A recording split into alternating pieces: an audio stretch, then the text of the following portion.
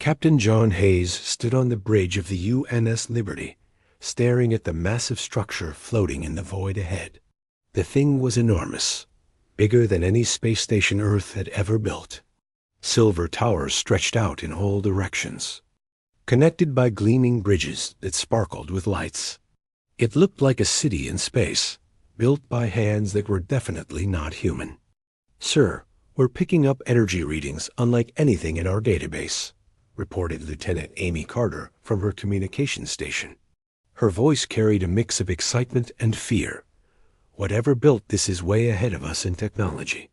Hayes nodded slowly. The Liberty had been exploring deep space for 6 months, pushing farther from Earth than any human had gone before. They were supposed to be alone out here. The scientists back home said the chances of finding intelligent life were tiny. They were wrong. "Distance to the structure?" Hayes asked. 50,000 kilometers and closing," answered Commander Steve Martin, his second in command. "Should we change course?" Hayes considered the options. They could turn around and head back to Earth, pretend they never saw anything. But that would mean giving up the greatest discovery in human history. "No, we came out here to explore. That's what we're going to do." The Liberty moved closer to the alien station. As they approached, Hayes could see the structure was even more impressive than he first thought. Thousands of ships of different shapes and sizes were docked at various ports. Some looked like needles made of crystal. Others resembled flowing water frozen in metal. None looked anything like human ships. "Captain," Amy called out, her voice tight with worry, "I'm getting communications from the station. Multiple frequencies, multiple languages. They know we're here. Can you understand any of it?" "Working." "On it, sir. The computer is trying to find patterns." Amy's fingers flew over her console. "Sir, I think I've got something. Very basic, but it might work." Before Hayes could respond, the main screen filled with an image that made everyone on the bridge go silent. The creature looking back at them was tall and thin, with pale blue skin and forearms. Its eyes were large and golden, and it wore robes that seemed to shift color as it moved. When it spoke, the words came through the speakers in broken English. "Unknown vessel. You are not recognized. You are not invited. State your purpose." Hayes stepped forward.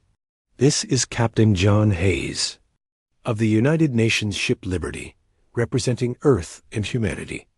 We come in peace, seeking knowledge and friendship." The alien's expression didn't change. "Earth is not known to the Council. Humanity is not known to the Council. You should not be here." "We have every right to be here," Steve said, moving to. "Stand beside Hayes.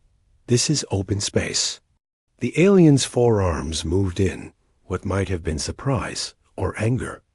"There is no open space beyond your home system without Council approval. You have violated galactic law." Dr. Lisa Brooks, the mission scientist, stepped forward from her station. "We didn't know there were laws. We didn't know anyone else was out here.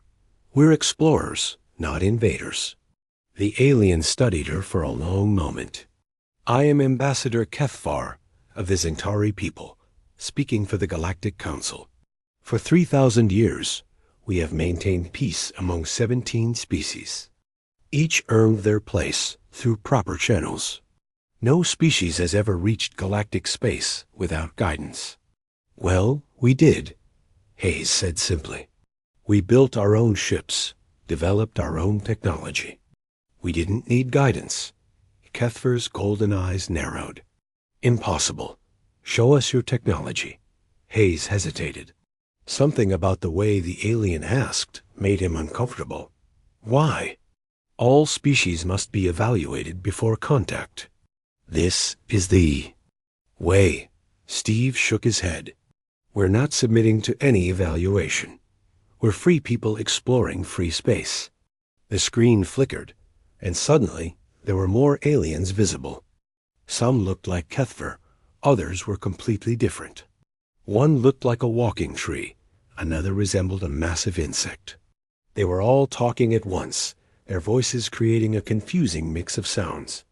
Amy worked frantically at her station.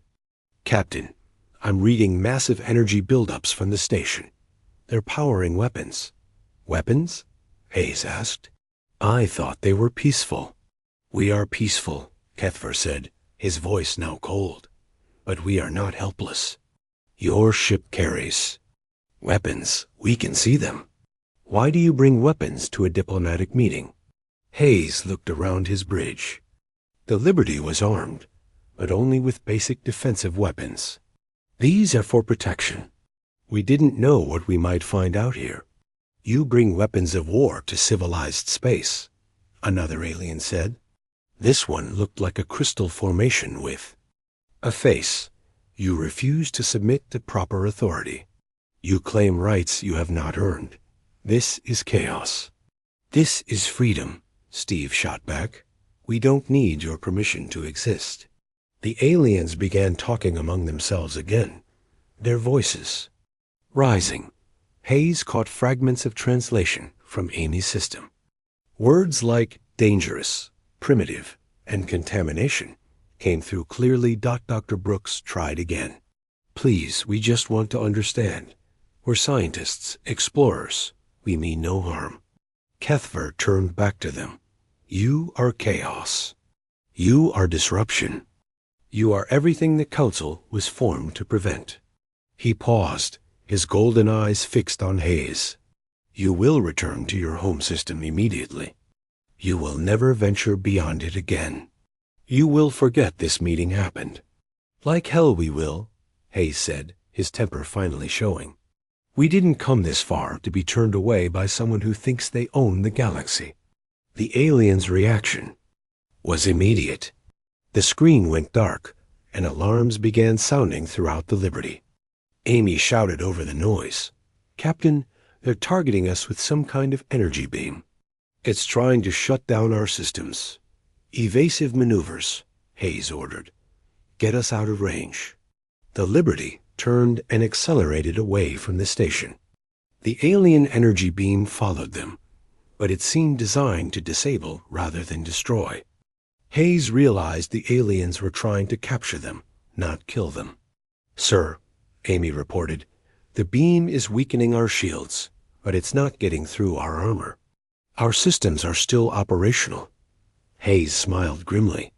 "Looks like they're not used to dealing with ships built for durability." Steve was studying the tactical display. "Captain, look at this. Their beam is pure energy, but our hull is designed to take kinetic impacts. It's like they're trying to stop a tank with a flashlight. Can we get a message back to Earth?" Hayes asked. "Already working on it," Amy replied. "Burst transmission, full encryption. Earth will know what we found." As the Liberty continued to accelerate away from the alien station, Hayes looked back at the structure growing smaller on the screen. They had come looking for knowledge and found something much more complicated. The galaxy wasn't empty. It was full of aliens who thought they owned it. "Captain," Dr. Brooks said quietly, "what do we do now?" Hayes considered the question. They could go home and report what they found. Let someone else decide what to do. But that wasn't the human way. Humans didn't back down from challenges. They met them head on. "We do what we always do," Hayes said. "We move forward, we explore, we learn, and we don't let anyone tell us we can't." The Liberty continued its journey away from the alien station, carrying with it the news that would change everything. Humanity was no longer alone in the universe, and the universe was about to learn that humans didn't ask permission to exist. Behind them, the alien station buzzed with activity as the Galactic Council tried to figure out what to do about the uninvited guests who refused to leave. For the first time in 3,000 years, their carefully ordered galaxy faced something truly unpredictable. The age of human expansion was about to begin. Admiral Kate Sullivan watched the stars streak past as her fleet dropped out of faster-than-light travel. 3 months had passed since Captain Hayes sent his message back to Earth. 3 months for the politicians to argue, and military to plan, and the scientists to work around the clock, building new ships. Now, she was here with humanity's answer to the Galactic Council. The UN's Constitution and UN's Defiance flanked her flagship, the UN's Independence. Each ship carried the best technology Earth could build, and crews trained for whatever they might face. "Admiral, we're receiving a transmission from the Liberty," reported Communications Officer Pete Wilson. "Captain Hayes is requesting permission to come aboard." "Granted." "Have him bring his senior staff." An hour later, Hayes sat across from Sullivan in the Independence's briefing room. The man looked tired but determined. Behind him sat Commander Steve Martin, Lieutenant Amy Carter, and Dr. Lisa Brooks. "What's the situation out here, Captain?" Sullivan asked. Hayes activated a holographic display showing the alien station. "They call it Council Prime. It's the center of their government. Since we left, they've been bringing in ships from all over the galaxy. We count over 2,000 vessels now." 2,000? Major Rick Taylor, the Independence's Marine commander, whistled low. "That's a lot of firepower." "Maybe," Hayes said, "but I'm not sure they know how to use it. Dr. Brooks has been studying their technology." Lisa Brooks leaned forward. "Admiral, their ships are beautiful, but they're not built for war. They're built for show, for ceremonies. Their weapons are designed to disable, not destroy. I think they've been at peace so long, they've forgotten how to actually fight." Sullivan studied the display. "What about their ultimatum?" Steve Martin's face darkened. "Same message every day for 3 months. Return to Earth immediately, and never leave your home system again, or face complete destruction. They're not big on negotiation. Have you tried talking to them again?" "Every day," Amy Carter replied, "but they won't listen. They keep saying we're chaos, that we're disrupting their perfect order. They can't understand why we won't just do what they tell." "U.S.," Sullivan nodded. Earth's leaders had expected this. The alien message that reached Earth had been clear. Humanity was not welcome in the galaxy. The choice was simple: stay home forever or be wiped out. The choice Earth made was simpler: neither. "Admiral," Hayes said quietly, "there's something else. We've been monitoring their communications. Not all of them agree with the ultimatum. Some species want to try diplomacy, but they're being shouted down by the hardliners." "Who's leading the hardliners?" Dr. Brooks brought up another image. Chancellor Vexthi of the Aldari Collective. His species has been the dominant military force in the Council for centuries. He believes humans are too dangerous to exist. The creature on the screen looked like a cross between a lizard and a bird, with bright red scales and sharp claws. Even in a hologram, it looked dangerous. "He's been pushing the other species to support total war," Hayes continued. "Says we're a plague that will spread chaos across the galaxy if we're not stopped." Sullivan had heard enough. "Commander Phillips, report to the briefing room." Jane Phillips entered a few minutes later. She commanded the UNS Scout, a small ship designed for reconnaissance. Her job was to gather intelligence on enemy forces. "What have you learned about their military capabilities?" Sullivan asked. Phillips activated her own display. "It's strange, Admiral. They have incredible technology, but they use it like police officers, not soldiers. Their tactics are all about controlling situations, not winning battles. They surround targets, demand surrender, then use non-lethal force to disable ships." "What happens if someone doesn't surrender?" "That's just it. Everyone always surrenders. They've been doing this for 3,000 years, and no one has ever said no." Major Taylor grinned. "Well, they're about to learn something new." Phillips continued. "Their ships are fast and their shields are strong against energy weapons. But, Admiral, I don't think they've ever faced kinetic weapons like ours. Their shields are designed to stop laser beams and particle rays, not solid metal traveling at high speed. Dr. Carl Ross, Earth's top physicist who had joined the expedition, spoke up. Our analysis confirms it. Their technology is more advanced in some ways, but it's specialized. They've evolved to fight a certain type of war. We fight a different type entirely. Sullivan studied the tactical data. 2,000 alien ships versus 3 human ships. The odds were impossible, but the analysis suggested those odds might not matter. If the aliens didn't know how to fight a real war, numbers might not help them. Admiral, Amy Carter said, we're receiving a transmission from Council Prime. It's the same ultimatum, but this time they want an immediate answer. Put them through. The main screen filled with the image of Chancellor Vexthy. His red scales seemed to glow with anger, and his clawed hands gestured sharply as he spoke. Human Admiral, you have brought more ships of war to civilized space. This is your final warning. Depart immediately or be destroyed. The Council has voted. You are a threat to galactic peace. Sullivan stood up slowly. Chancellor, I'm Admiral Kate Sullivan of the Earth Federation. We didn't come here to threaten anyone. We came here to claim our right to exist. You have no rights beyond your home system. Submit to Council authority or face the consequences. We don't submit to anyone. Sullivan replied calmly. We're free people, and we'll go where we choose. Vexthy's eyes blazed. Impossible. Order must be maintained. Chaos must be contained. You will comply. No, we won't. The alien seemed stunned. For several seconds, he just stared at the screen. Finally, he spoke again, his voice lower and more dangerous. Very well. You have chosen destruction. The combined fleets of 17 species will eliminate you.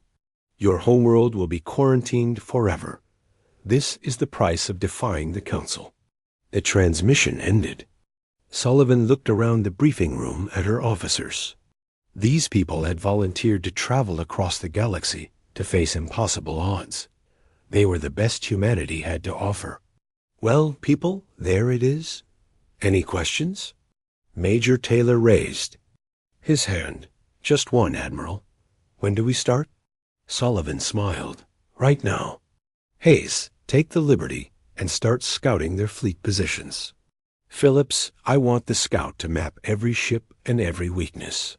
Martin, you're with me on tactical planning. As the meeting broke up, Dr. Brooks approached Sullivan. Admiral, you know the odds, right? Even if we're right about their military inexperience, they still outnumber us hundreds to 1. Doctor, humans have been beating impossible odds since we learned to walk upright. We didn't get to the top of Earth's food chain by giving up when things looked bad. But what if we lose? What if they really do attack Earth? Sullivan looked out the briefing room window at the alien station in the distance. Then Earth will know we tried, and they'll build bigger ships and send more people, because that's what humans do. We don't quit. 2 hours later, the human fleet received new orders from Earth. The message was brief and clear. Establish permanent human presence in galactic space. Use all necessary force to defend human interests. Earth stands behind you. Admiral Sullivan read the message twice, then looked at her officers. You heard them. We're not going home. We're staying, and we're making this place home. The next day, human ships began moving toward an uninhabited star system 50 light years from Council Prime. Long-range sensors showed several worlds suitable for colonization. The humans picked the most Earth-like planet and began preparing. Landing parties. They named it New Plymouth, after the first successful colony in the New World, just like their ancestors. These humans were pioneers in a hostile land, determined to build something better than what they left behind. The Galactic Council watched in shock as the humans ignored their ultimatum and began building a colony. For 3,000 years, no one had defied council authority. Now these newcomers acted like the council didn't exist. Chancellor Vexthi called an emergency session. "They mock us," he declared to the assembled alien leaders. "They ignore our laws, reject our authority, and now they steal our territory. This cannot stand." Ambassador Kethvar tried to offer a different view. "Perhaps we should try to understand them. The Miran delegation suggests direct negotiation." "Negotiation?" Vexthi's scales flared bright red. "You negotiate with equals, not with chaos. These humans are a disease that will spread if not stopped. I say we end this now, before they can establish themselves." The vote was close, but the hardliners won. The council authorized military action to remove the human colony by force. Admiral Sullivan received the warning from her scouts 12 hours before the alien fleet arrived at New Plymouth. 200 ships, representing 7 different species, were coming to drive the humans away. She looked at her 3 ships and smiled. "Finally," she said to her bridge crew. "Now we'll see what these aliens are really made of." The first battle of the Galactic War was about to begin. Captain John Hayes stood on the bridge of the Liberty, watching the alien fleet approach New Plymouth. 200 ships of different shapes and sizes moved in perfect formation, their hulls gleaming in the light of the system's star. They looked like a parade of beautiful sculptures, each one a work of art. "Distance to lead ships?" Hayes asked. 50,000 kilometers and closing," reported Lieutenant Amy Carter. "They're maintaining formation and transmitting on all frequencies." "What are they saying?" Amy listened to her earpiece for a moment. Same message repeating. "They're ordering us to abandon the colony and return to Earth. They're giving us 1 hour to comply." Hayes looked at the tactical display. The human fleet was pitifully small compared to the alien armada. 3 ships against 200, but Admiral Sullivan had positioned them well. The Liberty and Scout flanked the main approach to New Plymouth, while the Constitution and Defiance held the high orbit above the planet. "Captain," Commander Steve Martin said quietly, "we could try talking to them one more time." Hayes shook his head. "They've made their position clear. We're not welcome, and they're not interested in compromise." On the planet below Major Rick, Taylor was setting up defensive positions around the new human settlement. The colonists had been working for 2 weeks, building the first permanent human structures outside the solar system. Prefabricated buildings, mining equipment, and agricultural domes dotted the landscape around the main base. "Admiral Sullivan to all ships," came the voice over the communication system. "Remember, we're not here to start a war. But we are not backing down either. If they want to force us out, they'll have to work for it." The alien fleet continued its approach. At the front flew a massive ship that looked like a crystal cathedral. Its hull was transparent in places, showing the complex internal structure. Ambassador Kethvar's voice came through the communication system. "Human ships, this is your final warning. You are in violation of galactic law. Abandon your illegal colony and depart immediately, or we will remove you by force." Admiral Sullivan's response was calm and clear. "Ambassador, this is Admiral Sullivan. We have the right to be here. We have the right to build a home. We're not leaving." "Then you have chosen the consequences." The alien fleet began to spread out, surrounding the human positions. Their ships moved with fluid grace, like dancers in a carefully choreographed performance. Energy readings spiked as they powered up their weapon systems. "Here they come," Hayes muttered. The first alien ship to approach was a sleek vessel that resembled a silver needle. It moved toward the Liberty with what looked like confidence, but Hayes noticed something odd about its approach. The ship was coming straight at them, making no attempt to maneuver or use tactics. They're treating this like a police action, Steve observed. Look at their formation. They're surrounding us to force surrender, not to fight a battle. Captain, Amy called out, the lead ship is targeting us with some kind of energy dampener. It's trying to shut down our engines. Hayes felt the Liberty shudder as the alien beam hit their hull. Warning lights flashed on the bridge's systems. Strained under the assault, but the ship kept flying. Hull integrity holding, reported the engineering officer. Their beam is strong, but it's not getting through our armor. Return fire, Hayes ordered. The Liberty's main railgun fired once. The solid tungsten projectile shot out at incredible speed, crossing the space between the ships in seconds. The alien vessel's energy shields flared bright blue as they tried to stop the projectile. They failed. The tungsten slug punched through the alien ship's hull like it was made of paper. The beautiful silver needle cracked down the middle. Atmosphere, streaming out through the breach. Emergency lights flickered along its length as the crew tried to contain the damage. My God, Amy whispered, we cut right through them. The alien ship limped away, trailing debris and gas.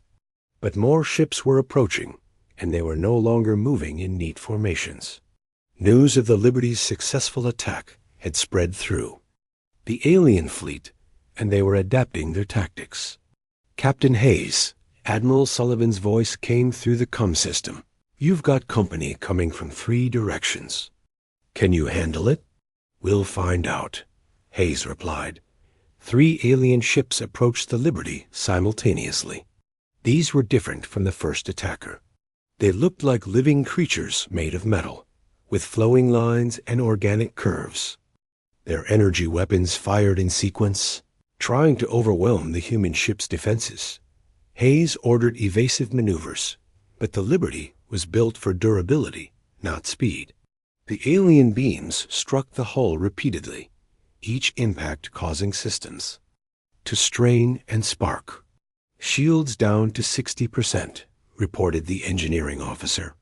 Hull integrity still holding, but we're taking damage. Target the lead ship, Hayes ordered. Fire everything we've got. The Liberty's railguns fired in rapid succession. The first shot missed as the alien ship twisted away, but the second and third shots found their mark. The alien vessel's organic-looking. Hull cracked and split, revealing the complex machinery inside. But the real surprise came from the Constitution. Captain Ben Cooper had been watching the engagement from his position above the planet. His ship's heavy weapons systems had been tracking the alien fleet since they arrived. This is Cooper to all ships. Watch this. The Constitution's main cannon fired once. The projectile was larger and faster than anything the Liberty carried. It struck the center alien ship dead on, and the result was devastating. The beautiful organic vessel simply came apart, its hull unable to withstand the kinetic impact. The explosion lit up space for several seconds. When the light faded, there was nothing left but scattered debris. The alien fleet stopped moving for almost a minute. 200 alien ships hung motionless in space, as if they couldn't believe what they had just seen. Then the communications channels erupted with voices in dozens of languages, all talking at once. Amy worked frantically to translate the alien chatter. Captain, they're panicking. I'm hearing words like impossible and barbaric and monsters. They're not used to ships actually being destroyed. What do you mean? From what I can gather, their usual battles involve disabling ships, not destroying them. They capture crews and negotiate terms. They don't kill people. Hayes looked at the expanding debris field where the alien ship had been. Well, they're going to have to learn. The alien fleet began to regroup, but their perfect formations were gone. Ships clustered together in defensive positions, their movements uncertain and cautious. It was clear that the humans had shaken their confidence. Admiral Sullivan's voice came through the comm again. All ships, this is Sullivan. Good work, But we're not done yet. They're going to try again, and this time they'll be ready for our weapons. She was right. The alien fleet was already adapting. New ships were moving forward, these ones carrying heavy energy shields and moving in unpredictable patterns. They had learned that human weapons were dangerous, and they were adjusting their tactics accordingly. "Captain," Amy reported, "I'm getting a priority transmission from the planet. Major Taylor says they're trying to land troops on the surface." Hayes looked at the tactical display. While the space battle had been going on, a group of smaller alien ships had broken away from the main fleet and were heading for New Plymouth. They were moving fast and staying low, trying to avoid the orbital defenses. "Scout to Liberty," came Commander Jane Phillips' voice. "I'm in pursuit of the landing force. These little ships are fast, but they're not armed for combat." The Scout was humanity's smallest ship, but it was also the fastest. Phillips had been using it to dart between the larger alien vessels, gathering intelligence and looking for weaknesses. Now she was chasing down the alien landing craft. "Be careful, Commander," Hayes warned. "We don't know what they're carrying." "Copy." That, beginning attack run. The Scout's weapons were lighter than the capital ships, but they were still deadly. Phillips opened fire on the alien landing craft, her shots precise and devastating. The small alien ships had no armor to speak of, and they began falling out of the sky one by one, but some of them made it through. Major Taylor's voice came over the radio from the planet's surface.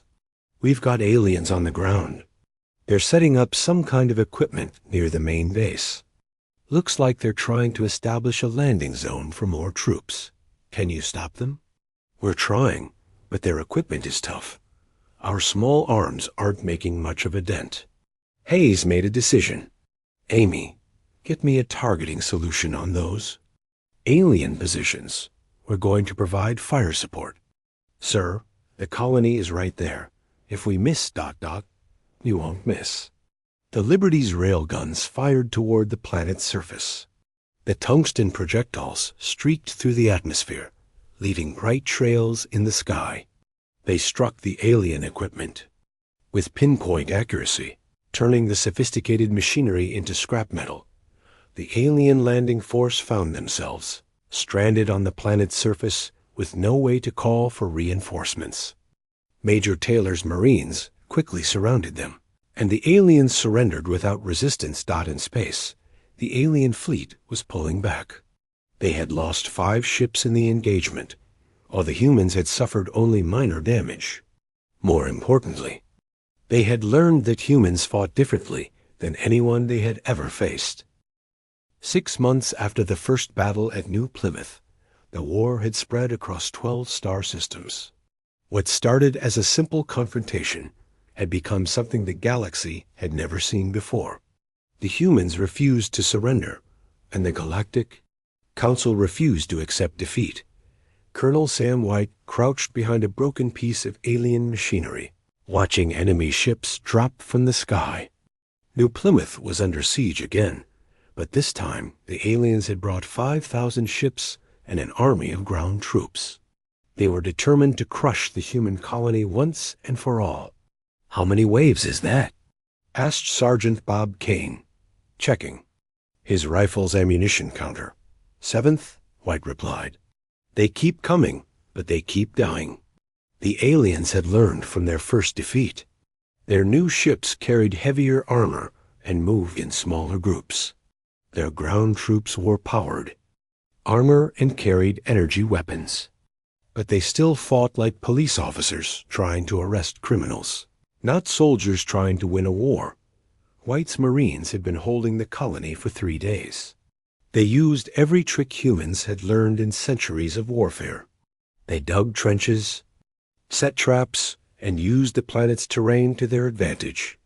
When alien troops advanced in neat formations, the Marines hit them from the sides. When alien ships tried to land, the Marines were waiting with shoulder-fired rockets. "Colonel," came the voice of Lieutenant Sue Davis over the radio, "we've got a problem at the north perimeter."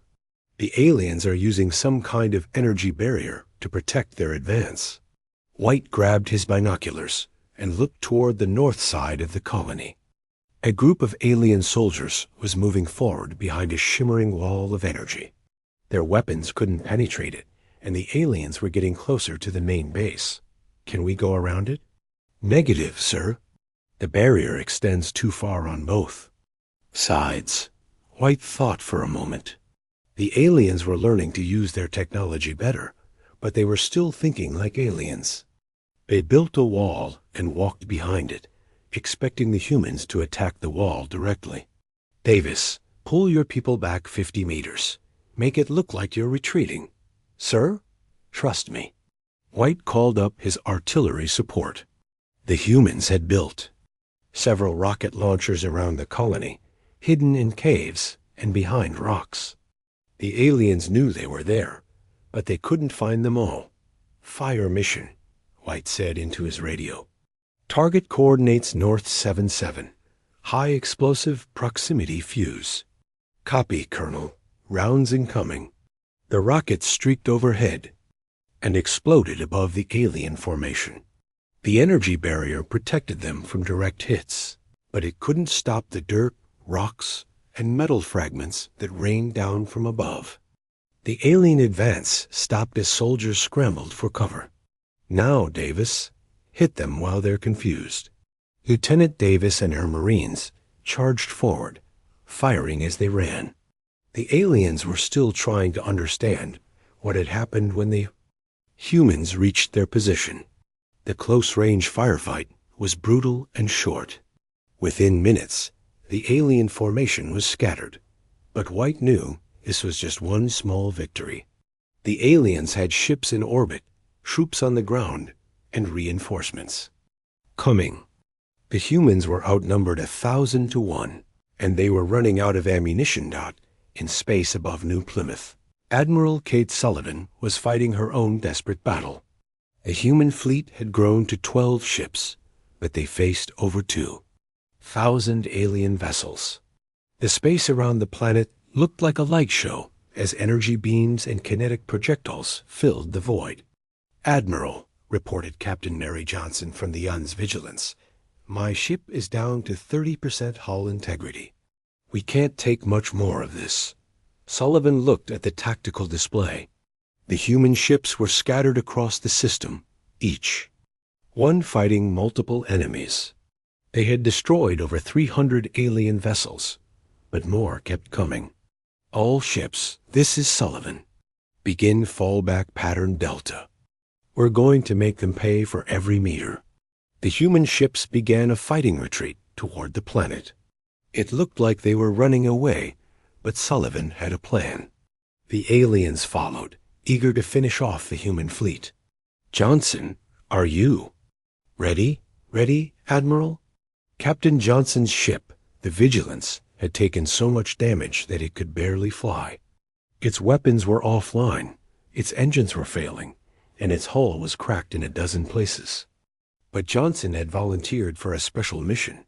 The Vigilance turned toward the largest alien ship, a massive vessel that looked like a floating city. It belonged to Chancellor Vexty himself, and it was leading the alien attack. This is Johnson to all ships.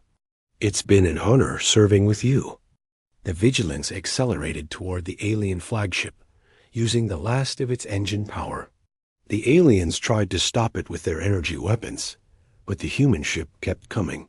At the last second, Johnson triggered the ship's self-destruct system. Explosion tore through the alien flagship's hull like it was made of paper. The beautiful vessel, which had been the pride of the Aldari fleet, broke in half and died in space. Chancellor Vexty and his entire staff were killed instantly. The alien fleet stopped attacking. For several minutes, no one moved or fired. The death of their leader had shocked them into inaction. Admiral Sullivan used the pause to regroup her remaining ships. She had lost 3 vessels in the battle, but the aliens had lost their supreme commander and dozens of ships. More importantly, she had shown the galaxy that humans would sacrifice everything to win.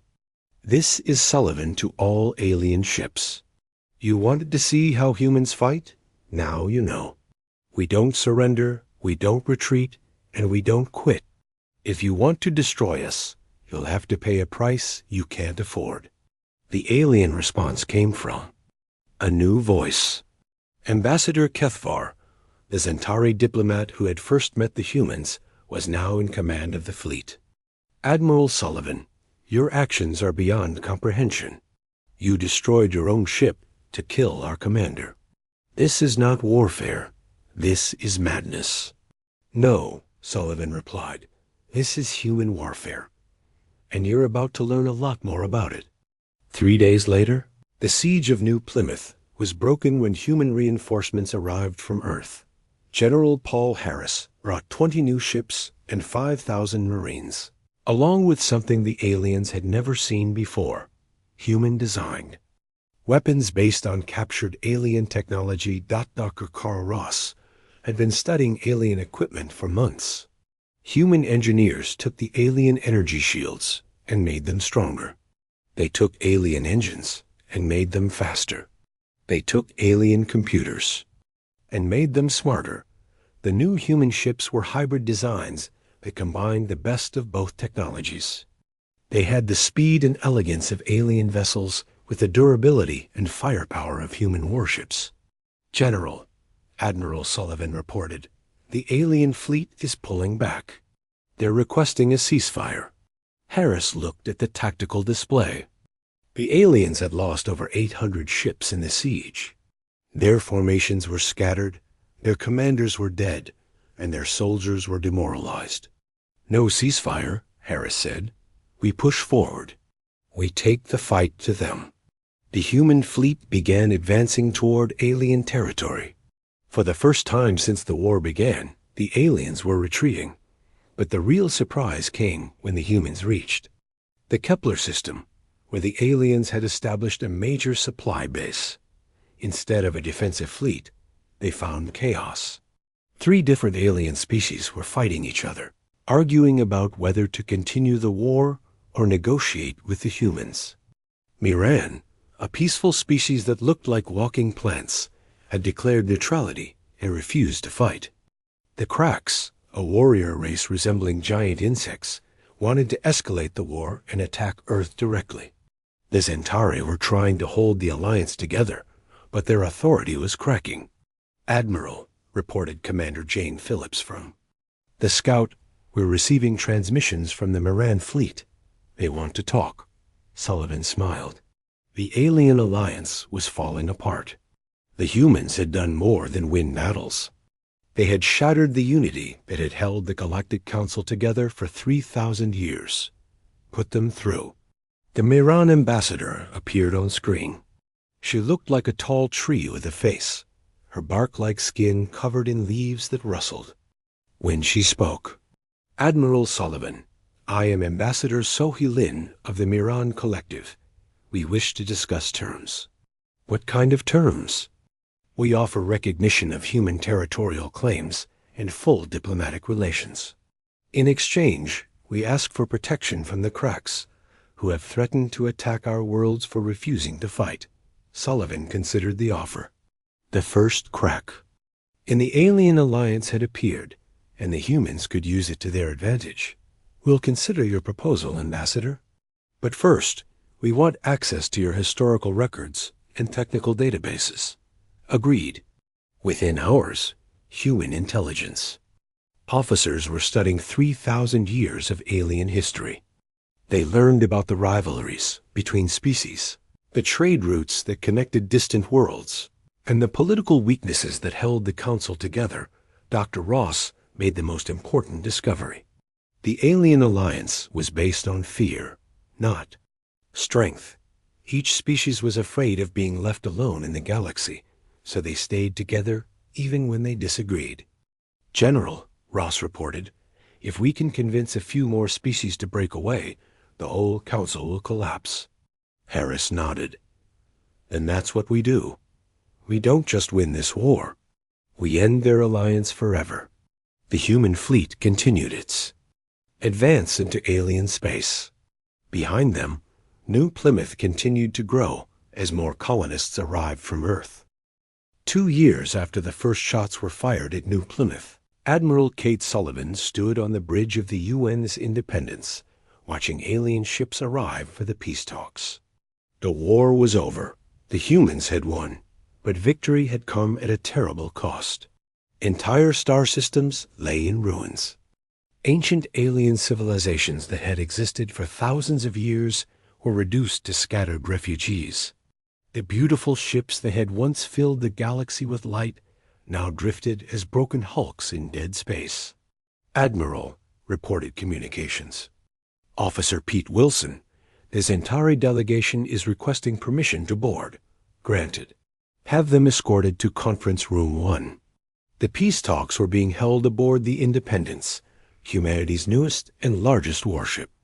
The ship was a symbol of how far humans had come in 2 years. It combined the best alien technology with human engineering, creating something more powerful than either species could build alone. Not an hour later, Sullivan sat across from Ambassador Kethfer in the ship's main conference room. The Zentari diplomat looked older and more tired than when they first met. His golden eyes, once bright with confidence, now held the weight of defeat. "Admiral Sullivan," Kethfer said quietly, "I come to discuss terms of surrender." Sullivan studied the alien ambassador. 2 years ago, he had demanded that humans return to Earth and never leave their home system. Now he was asking for mercy. "What are you offering?" "Complete recognition of human territorial claims, full diplomatic status within the galactic community, access to all Council trade routes and technologies." Kethfer paused, "and a formal apology for our initial hostility." "In exchange for what?" "An end to the war, protection for the remaining Council worlds, and assurance that humans will not seek revenge against civilian populations." Sullivan looked around the conference room. General Paul Harris sat to her right, representing Earth's military interests. Dr. Carl Ross was there for the scientific community. Commander Jane Phillips represented the colonial forces. These people had fought and bled to bring humanity to this moment. "Ambassador," Sullivan said, 2 years ago, you told us we had no right to exist beyond our home system. You brought fleets to destroy our colonies and kill our people. Why should we show you mercy now?" Kethfer's 4 arms moved in what humans had learned was a gesture of deep regret. "Because you have already won, Admiral. Our alliance is broken. Our fleets are scattered. Our worlds are defenseless. You could destroy us all if you chose to. But we won't," Harris said, speaking for the first time. "Because we're not monsters. We never wanted to destroy your civilization. We just wanted you to leave us alone." "You wanted more than that," Kethfer replied. "You wanted freedom. You wanted the right to explore and build and grow. These are things the Council never understood." Dr. Ross leaned forward. "Ambassador, we've studied your history. For 3,000 years, your alliance maintained peace by controlling everything. You decided where species could go, what they could build, how they could live. You called it order, but it was really just fear." "Perhaps," Kethfer admitted, "but it worked. There were no wars, no conflicts between species. There was no growth either," Phillips added. "No progress, no innovation, no discovery. You created a galaxy of museum pieces." Sullivan stood up and walked to the conference room's large window. Outside, she could see dozens of human ships patrolling the space around the Independence. Beyond them, alien vessels waited nervously for the outcome of the talks. "Here are our terms," Sullivan said, turning back to the table. "The Galactic Council is dissolved. Each species will govern itself as it sees fit. Humans will establish colonies wherever we choose, and no one will interfere with our expansion." Kethfer's eyes widened. "You want to destroy the Council entirely?" "The Council was built to suppress species like us," Harris explained. As long as it exists, there will always be those who want to return to the old ways. Better to start fresh. But without the council, there will be chaos. Species will fight each other. Trade will collapse. The galaxy will return to barbarism. Sullivan smiled grimly. Or species will learn to compete and grow and become stronger. Maybe a little chaos is what the galaxy needs. And negotiations continued for 3 days. In the end, the aliens had no choice but to accept human terms. The Galactic Council was officially disbanded. Each member species would return to their home territories and govern themselves. But the humans offered something new, a voluntary trade alliance based on mutual benefit rather than central control. Species that wanted to participate could join. Those that preferred isolation could remain alone. No one would be forced to do anything. The Miran were the first to join the new alliance. Their ambassador, Sohelin, had worked closely with humans. During the war, and understood the benefits of cooperation over domination. "Admiral Saladin," she said during the signing ceremony, "we believe your way offers hope for true progress. Our young people are already learning human concepts of individual achievement and competitive innovation." Other species followed. The Korth, who looked like living crystals, joined because they wanted access to human mining technology. The Vilen, aquatic creatures from water worlds, joined because humans offered them protection from the aggressive cracks. Not everyone was happy with the new order. The cracks, the warrior species that had pushed hardest for total war against humanity, refused to join the alliance. They retreated to their home systems and closed their borders. The Aldari, whose chancellor had died in the war, were split into factions. Some wanted revenge against humans. Others wanted to adapt to the new reality. Their civil war would continue for years, but most species accepted the change. They had seen what humans could accomplish when they were free to innovate and compete. They wanted to learn those same lessons. Commodore John Hayes, now commanding the Human Colonial Authority, established the first permanent human settlement on the former Council homeworld. The massive space station that had once symbolized alien authority was converted into a trade hub where dozens of species came to do business. "It's strange," Hayes told his old friend Steve Martin as they watched alien and human children playing together in the station's main plaza. 2 years ago, they wanted to wipe us out. Now their kids are learning English and asking about Earth. Martin nodded. Maybe that's how real change happens. Not through force, but through example. The transformation wasn't easy. Many aliens struggled with human concepts like individual rights and personal ambition. They had lived for millennia in societies where everyone knew their place and followed orders. The idea that anyone could rise or fall based on their own efforts was frightening, but the younger generation adapted quickly. Alien students flocked to human universities to study engineering, business, and military science. They returned to their homeworlds with new ideas about politics, economics, and social organization.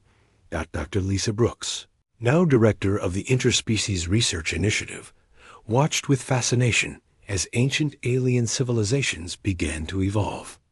At an unprecedented rate, species that had remained unchanged for centuries were suddenly developing new technologies, new art forms, and new ways of thinking.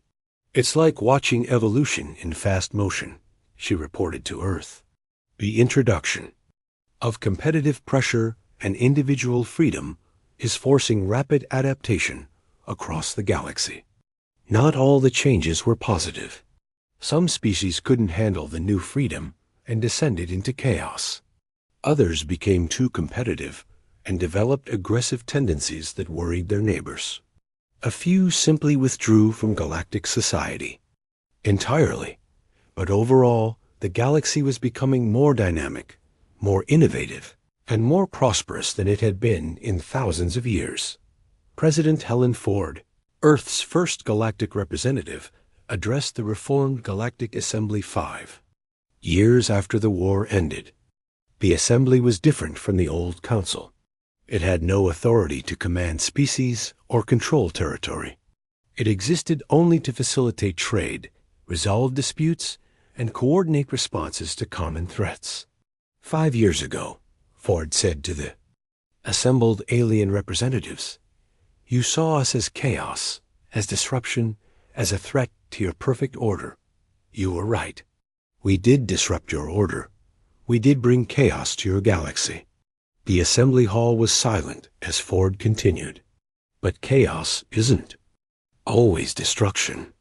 Sometimes chaos is change. Sometimes disruption is progress.